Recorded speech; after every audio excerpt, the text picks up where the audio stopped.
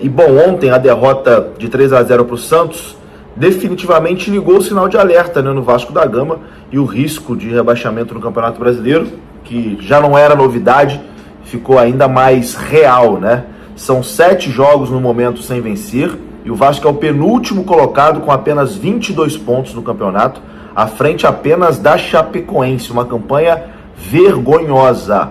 Se a equipe comandada por Pedro Emanuel quiser escapar do rebaixamento com as próprias pernas, sem contar com a sorte, sem contar com o desempenho alheio, o Vasco terá que ter um desempenho de equipe que briga por Libertadores nos últimos 16 jogos. Faltam 16 jogos aí para o Vasco e o desempenho vai ter que ser de Libertadores. A conta, na teoria, é simples, né?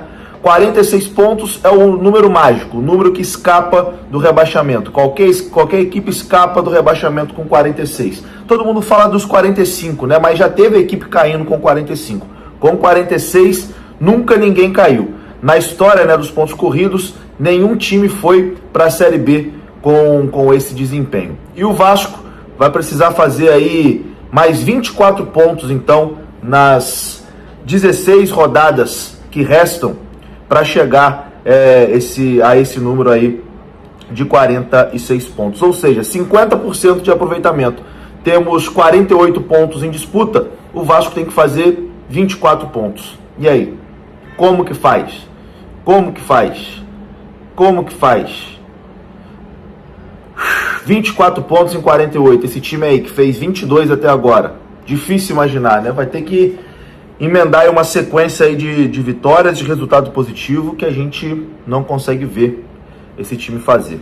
Situação muito complicada, meu amigo, uma situação desesperadora no Vasco da Gama. E não bastasse, né, as notícias ruins, ainda tivemos mais uma, que é sobre Jair.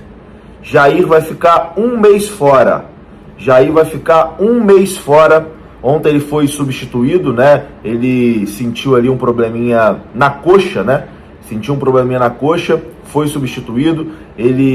A lesão tinha sido ali no adutor da coxa. Ele saiu andando normalmente após a partida, o que já indicava não ser algo grave, algo que precisava de cirurgia, etc e tal. Mas foi reavaliado no dia de hoje e está confirmado que o Jair deve ficar cerca de um mês fora. Então, desfalque aí no Vasco durante um mês o Jair, ele que tinha voltado, estava bem, vinha sendo aí um dos principais jogadores do Vasco da Gama, e mais uma vez vai ter que parar por lesão, né? Uma pena, não consegue ter uma sequência aí o Jair. O lado bom é que, pelo menos, né, não é algo muito grave. É grave, mas, enfim, é um mês fora, depois ele volta, com certeza vai fazer muita falta. O Vasco, meu amigo, vai ter que se reforçar para não cair. A verdade é essa. O elenco atual não tem forças não para escapar do rebaixamento, né? Esse elenco não é capaz de escapar do rebaixamento. E segundo a apuração da ESPN, o Vasco busca ainda um zagueiro, um meia e um atacante. O Vasco busca um meia que seja de criação e um atacante camisa 9 também. O Colídio, que chegou esse mês, é visto ali como jogador de lado de campo, né? Para a zaga, a diretoria do Vasco quer Diego Carlos. A diretoria do Vasco ouviu que o jogador quer sair do Fenerbahçe. Ele estava emprestado ao Como da Itália, onde queria ter ficado, mas não conseguiu. E o Vasco, nesse momento, está, enfim, esperando ele conseguir a rescisão de contrato lá com o Fenerbahçe para poder contratar o jogador. Mas, enfim, o jogador ainda está negociando lá a sua saída do Fenerbahçe. E o Vasco fica no aguardo, né? O plano B do Vasco é o Arthur Chaves. A gente falou sobre ele aqui em outros vídeos, né? O plano B do Vasco é o Arthur Chaves, do Hoffenheim.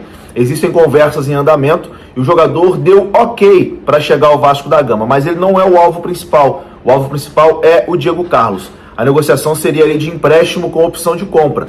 O Hoffenheim da Alemanha quer vender o jogador, 7 milhões de euros, 42 milhões de reais, mas o Vasco disse que não, só aceita empréstimo com opção de compra, e o plano A é o Diego Carlos. O Vasco ainda espera o Diego Carlos, mas enfim, tem que agir rápido, né? Tem que agir rápido e tem que contratar, seja o Diego Carlos, seja o Arthur Chaves. Eu acho que o Diego Carlos é mais jogador e a situação é ainda melhor porque é um jogador que viria de graça, enquanto o Arthur Chaves o Vasco teria que desembolsar ali uma grana. E o Vasco ofereceu 8 milhões de euros, ou 48 milhões de reais, por John Mercado, atacante equatoriano de 24 anos de idade, que joga no Sparta Praga. Para mim, uma clara demonstração de desespero na busca por atacantes. Vale a lembrança de que John Mercado tem um currículo só discreto. Passagens pelas categorias de base do Atlético Paranaense, do CSA, depois ele passa por Portugal em times pequenos como o AFS e é contratado na temporada passada pelo Sparta Praga. Primeiro ano bacana, de bons números, na atual temporada são 6 jogos, 2 gols e 1 assistência. O Sparta Praga está pedindo 10 milhões de euros para vender seu atacante. Tenho medo de que o John Mercado se torne um novo Marino Hinestrosa.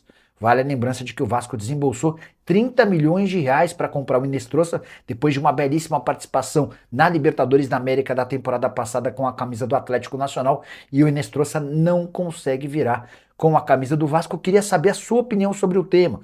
Você acha que o mercado é uma boa alternativa? Como é que você usaria 8 milhões de euros nesse desespero por atacantes que façam gol? Já uso o espaço para comentário e registra a sua opinião, beleza?